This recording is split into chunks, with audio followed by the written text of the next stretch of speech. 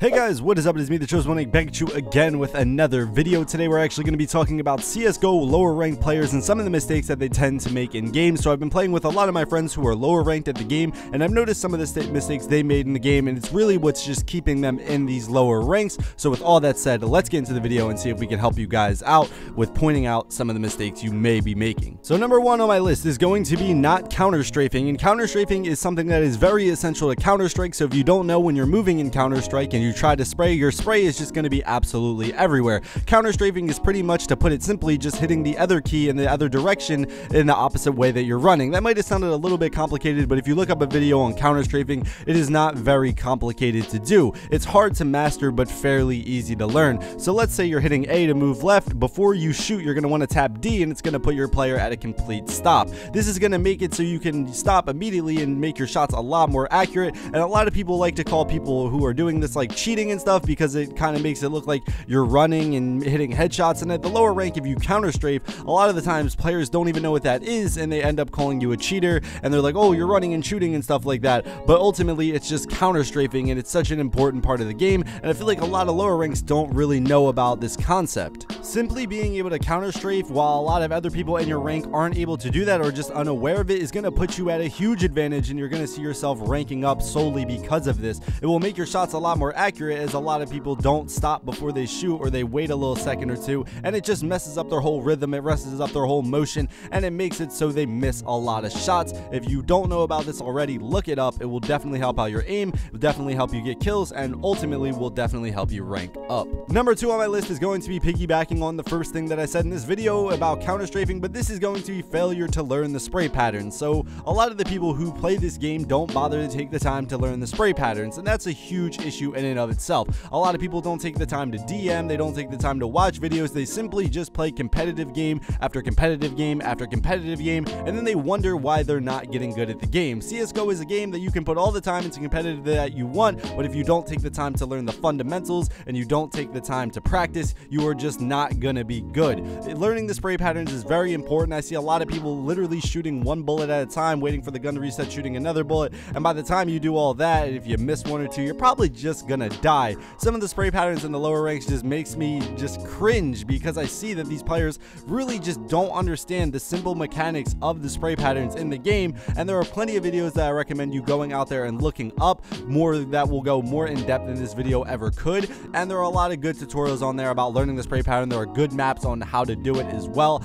Definitely recommend checking those out, but a lot of the people at the lower ranks don't understand spray patterns, and it makes their shots look really ugly, and it makes them just really easy to kill, if we're being honest. Number three on my list is going to be mindless play, and this is something that once again I see very commonly in the low ranks. So mindless play pretty much just means these guys don't play with any sense of tactics or anything like that. They just kind of run out and play the game as if it were Call of Duty, and Counter-Strike, if anything, is one of the farthest games away from Call of Duty. They might be similar that they have shooting in them, but in this game you actually have to think before you do things. You actually have to put a lot of thought into what you're doing and why you're doing it. Eventually this will just become kind of second nature to you, and you'll do a lot of things, but when you're new to the game and you're still learning, it's very important to think about what you're doing and why you're doing it, and how that sets up your teammates and how that overall affects the game. The best example of this is on CT, especially. You see a lot of the lower rank players will have the man advantage and will still, for whatever reason, push into CT or push in just, you know, into the enemy. It just doesn't really make any sense. It ends up getting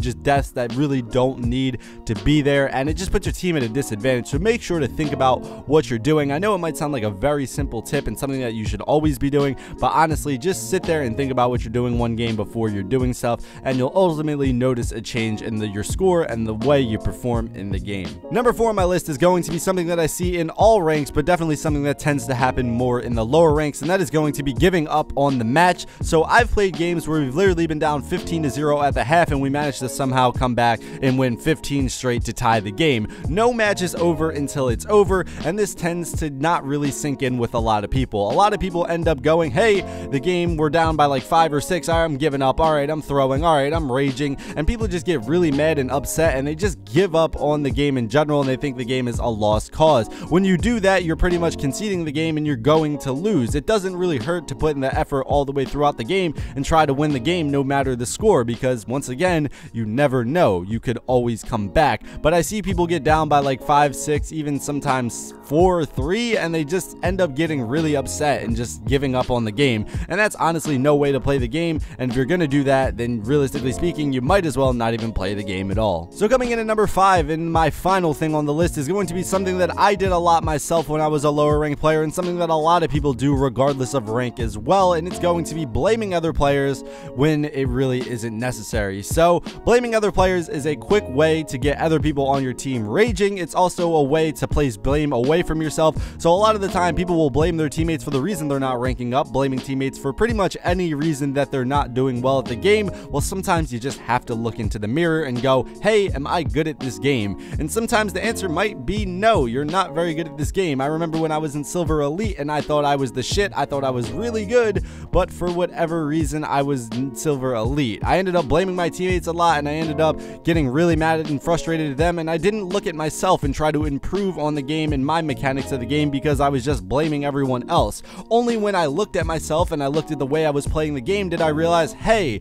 it's my fault, and I'm the reason that I'm doing bad, and I'm the reason that I am this rank. And I started to improve, and I started to get better. And I feel like that's something that a lot of people don't do. They tend to just blame everyone else, and simply that's not gonna get you anywhere. And it's definitely one of the common and one of the most common just mistakes that even despite rank, people just make in CSGO. But thank you guys for watching this video. These were just 5 common CSGO low rank mistakes. Let me know down in the comments down below some more mistakes that you think lower ranked players make. If you did enjoy this video, be sure to hit the like button. If you dislike this video for some odd reason, be sure to hit the dislike button. And if you're new, how about you subscribe? But yeah guys, this has been the Chosen One Inc., and as always, peace out.